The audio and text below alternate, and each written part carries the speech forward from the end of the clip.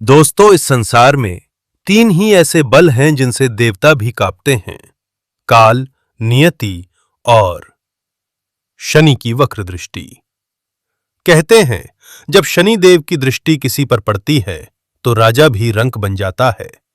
लेकिन क्या आप जानते हैं कि ब्रह्मांड के सबसे शक्तिशाली ग्रह न्याय के देवता शनि स्वयं किसके ऋणी हैं? आखिर क्यों शनिवार के दिन हनुमान जी की पूजा करने से शनि दोष मिट जाते हैं? इसके पीछे छिपी है लंका की एक ऐसी अनसुनी कहानी जहां रावण के अहंकार ने शनि देव को तोड़ दिया था और तब हनुमान जी की भक्ति ने उन्हें नया जीवन दिया।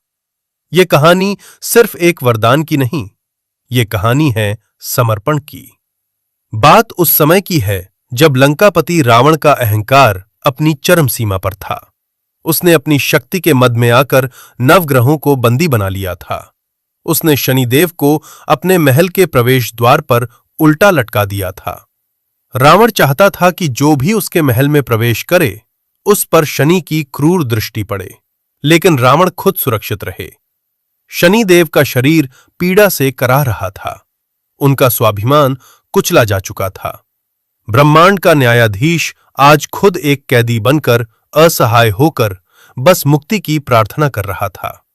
उन्हें इंतजार था किसी ऐसे रक्षक का जो बल में रावण से भी बड़ा हो, पर हृदय से उतना ही कोमल।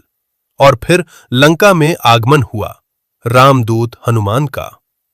माता सीता की खोज में जब हनुमान जी लंका दहन कर रहे थे, तभी उनकी नजर एक अंधेरी कोठरी में उल्टे लटके शनिदेव पर पड़ी।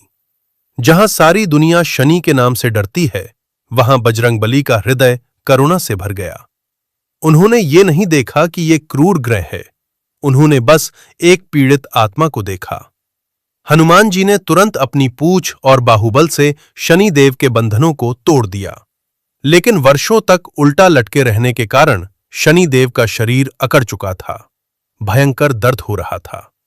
तब हनुमान जी ने युद्ध के बीच में भी समय निकालकर सरसों का तेल लेकर शनिदेव के घावों पर लगाया और उनकी मालिश की। हनुमान जी की इस निस्वार्थ सेवा और भक्ति को देखकर शनिदेव की आंखों से आंसू छलक पड़े। जिस दृष्टि से दुनिया भस्म हो जाती है, वो दृष्टि आज हनुमान जी पर प्रेम और कृतज्ञता के साथ पड़ी। शनिदेव ने कहा, हे पवन पुत्र, आज आपने मुझे रावण के कारावास और मेरी असहनीय पीड़ा दोनों से मुक्त किया है।